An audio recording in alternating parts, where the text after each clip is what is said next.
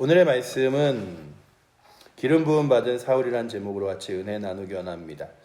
사울왕이 이제 기름을 부음을 받습니다. 그리고 하나님께서 사울왕에게 기름 부어 하나님께서 복 주시고 또한 왕으로 삼으셨다는 확증들을 그가 이제 거의 돌아가는 길에 걸어가는 길마다 하나님께서 함께 하셔서 길갈까지 가는 길 동안에 만날 사람들을 통하여 그의 마음에 하나님이 함께 하시는구나, 하나님이 도우시는구나, 하나님이 역사하시는구나 라는 사실을 깨닫게 하십니다. 근데 오늘 우리가 이 말씀을 읽으며 사무엘상과 그리고 사울 시대 당시에는 하나님께서 행하시던 방법이 누군가를 만나게 하시고 누군가에게 음성을 듣게 하시고 환상을 보게 하셨는데, 우리들에게도 이렇게 나의 삶에 하나님이 이렇게 함께 하시는구나라는 명확한 확증을 보여주시면 얼마나 좋을까. 그래서 나로 하여금 내가 정말 하나님께서 부름받은 사람이고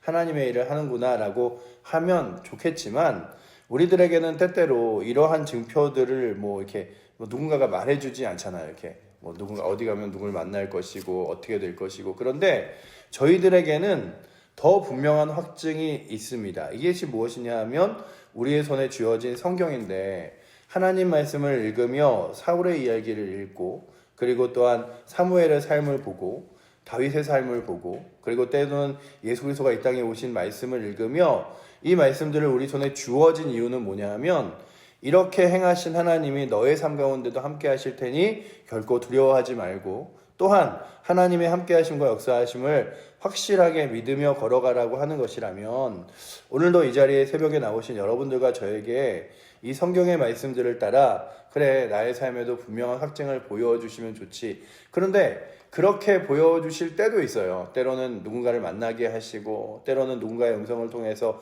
내 마음의 연약함을 담대함으로 바꿔주시기도 하시고, 그래서 때로는 나 진짜 못하겠는데 내가 이거 어떻게 감당하지 할 때 누군가를 통하여 위로와 힘을 얻게 하기도 하시지만, 가장 먼저 우리들이 위로와 힘을 얻으며 담대함을 얻는 자리는 하나님의 말씀인 줄 믿습니다.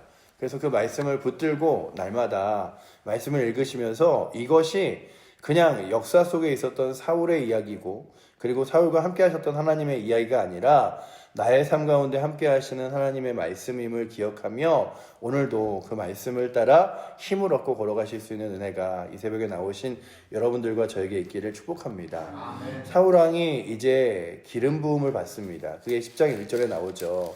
10장 1절에 사무엘로부터 기름 부음을 받습니다. 이에 사무엘이 기름병을 가져다가 사울의 머리에 붓고 입맞춰 이르되, 여호와께서 내게 기름을 부으사 그 기업을 지도자로 삼지 아니하셨느냐라고 말하며, 하나님께서 사울을 이스라엘의 지도자로 삼으실 것을 말씀하시고, 그에게 또한 약속하신 것이 무엇이냐 하면 하나님께서 함께 하심을 7절에 약속하십니다. 7절 말씀해 보시면 이렇게 써있죠. 우리 7절 말씀 함께 읽어보도록 하겠습니다. 이 징조가 내게 임하거든 너는 기회를 따라 행하라. 하나님이 너와 함께 하시느니라. 아멘. 그래서 그러하여금 그런 거죠. 내가 말한 대로 그 일들이 이루어지면 그것이 하나님이 함께 하시는 증거인 줄 믿고 너는 담대히 나아가라. 하나님이 나의 삶 가운데 함께 하시는구나. 그래서 이제 그 징조들을 하나하나 그가 사무엘이 사울에게 이야기해 주는데, 첫 번째가 무엇이냐 하면 라헬의 묘실의 곁에서 두 사람을 만납니다. 그게 2절인데요.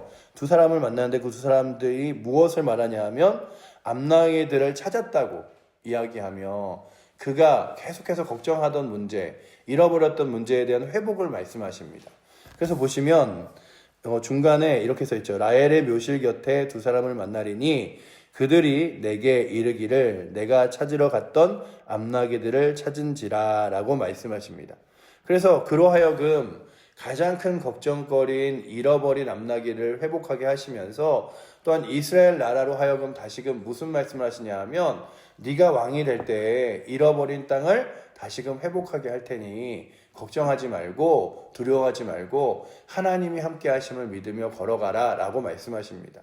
그래서 오늘 말씀을 이렇게 읽으면서 느끼는 건, 하나님이 사울이 그의 마음이 좀 이렇게 막 담대하거나 이런 성격은 아니었어요. 처음부터 그는 늘 이렇게 겸손할 뿐만 아니라 좀 소극적인 사람이었는데 그의 가장 연약한 부분 하나하나를 만지시면서 그로 하여금 하나님께서 함께 하심을 계속해서 지속적으로 보여주시고 인도하십니다. 보면서 야, 하나님은 참 한 사람 한 사람에게 있어서 그 사람 한 사람 한 사람을 참 잘 아시고 그 한 사람 한 사람을 따라서 그에게 필요한 방식과 방법으로 나타나시고 역사하시고 인도하시는구나. 그렇다면 오늘도 우리의 삶 가운데서도 또한 마찬가지인 것 중에 하나는 하나님께서 우리를 잘 아셔서 우리로 하여금 어떻게 하면 하나님의 거룩한 백성으로 확신하게 될지, 주를 따르게 될지를 알고 우리의 삶을 채워가시는데, 여러분들이 삶을 살아가시면서 또한 말씀뿐만 아니라 하나님께서 동행하심을 세심하게 나의 삶에 인도하시고 이끌어 주심을 이렇게 잘 기억하시고 만날 수 있는 은혜가 있기를 축복합니다. 그렇게 그로 하여금 가장 큰 걱정거리였던 아버지의 앞나기, 이게 먼저 출발한 시점이 그거였잖아요. 아버지의 앞나기를 찾는 것이었잖아요. 결코 그것에 대하여 두려워하지 마라. 그러면서 하나님께서 이스라엘 백성들에게 회복돼야 될 것을 사울을 통해서 회복시켜 줄 테니 또한 걱정하지 마라. 근데 그의 마음속에 또 그런 게 있었겠죠. 참 내가 가는 길에 이렇게 더 풍요롭고 풍성하고 복된 일들이 일어나지 않고 내가 왕이 됐을 때 더 어려워지면 어떡하지? 이런 두려움이 있을까봐 그 다음 절에는 무엇을 말하냐 하면 그에게 그 하나님께 예배하러 가는 사람들이 주어지는 떡덩어리를 받게 될 것을 이야기하십니다. 그래서 3절과 4절 보시면 이렇게 기록하죠. 우리 3, 4절 한번 읽어보도록 하겠습니다. 내가 거기서 더 나아가서 다볼 상수리 나무에 이르면 거기서 하나님을 배우려고 베델로 올라가는 세 사람을 만나리니 한 사람은 염소 새끼 셋을 이끌었고 한 사람은 떡 세 덩어리를 가졌고 한 사람은 포도주 한 가죽 부대를 가진지라. 그들이 내게 문안하고 떡 두 덩어리를 주겠고 너는 그의 손에서 받으리라. 아멘. 그러니 그 하나님께서 무엇을 말하냐 하면 내가 너에게 갖고 있지 않는 것들도 더 풍성하게 주리니 걱정하지 말고 하나님의 거룩한 일들을 감당해라 라고 합니다. 그러니까 그 사울이 기름 부음을 받았을 때 우리도 그렇잖아요. 무언가 맡겨졌을 때 여러분들 혹시 처음으로 이렇게 직분들을 맡았을 때 기억하십니까? 혐의 평신도에서 언젠가 집사로서 직분을 아유 나는 집사 못할 텐데 어느 날 갑자기 안수 집사님 하시라 그러면 아우 저는 그냥 집사로 평생 남고 싶습니다. 또 이러기도 하고 또 권사님들은 이번에 권사님으로 이렇게 취임할 추대하려고 하는데 어떠십니까? 아유 저는 제가 무슨 권사감입니까? 뭐 이러다가 이제 그 직분에 딱 맞는 순간 야 내가 그 직분에 잘 어울리게 행할 수 있을까? 정말 그 일들을 잘 감당할까? 그렇게 두려워하는 마음처럼 사울에게도 그런 마음이 있었겠죠. 내가 왕으로서 기름 부음 받는다고 했지만 나 같은 사람이 정말 지도자로서의 능력이 있을까? 내가 이스라엘 백성들을 다스릴 때에 하나님이 함께 하실까? 이런 마음들이 있었겠죠. 그래서 하나님이 세심하게 그로 하여금 네가 가지고 있지 않은 것도 더 풍성하게 줄 것이다 라고 보여주며 떡덩어리들을 줍니다. 그래서 그가 이렇게 하나씩 받으면서 마치 선물과 같이 또 하나님의 세심한 배려와 같이 하나님의 인도하심을 맛보는데 첫 번째는 잃어버린 것들을 회복되게 되고 잃어버린 것들을 회복할 뿐만 아니라 더 많은 것들을 얻게 되는 것들을 말씀을 통하여 보여주시며 또한 무엇을 보여주시냐 하면 하나님의 성령이 임하셔서 하나님이 사울 왕과 함께 하실 것을 약속하시는 장면이 그 뒤에 나옵니다. 그래서 5절에 보시면 그 후에 내가 하나님의 산에 이르리니 곧 그곳에 블레셋 사람들의 영문이 있느니라. 내가 그리로 가서 그 성읍으로 들어갈 때에 선지자 무리가 산당에서부터 비파와 소구와 저와 수금을 앞세우고 예언하며 내려오는 것을 만날 것이요. 우리 6절 말씀 같이 한번 읽어보도록 하겠습니다. 내게는 여호와의 영이 크게 임하리니 너도 그들과 함께 예언을 하고 변하여 새 사람이 되리라. 아멘. 그러니 그로 하여금 그렇게 얘기하는 거예요.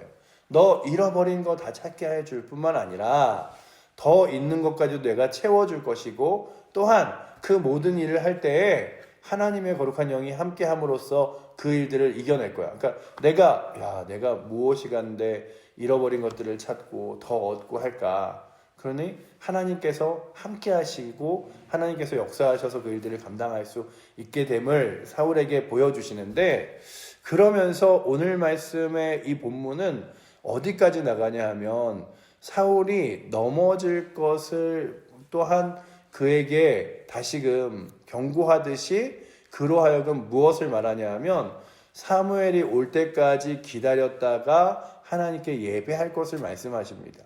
그런데 이 사무엘이 성격이 좀 이렇게 마음이 그래서 그랬는지는 모르지만 그에게 교만함이 생겼고 또한 조급함이 있어서 무엇을 못 기다렸냐 하면 블레셋과의 싸움에서도 그렇고 그 사무엘이 올 때까지 기다리질 못했어요.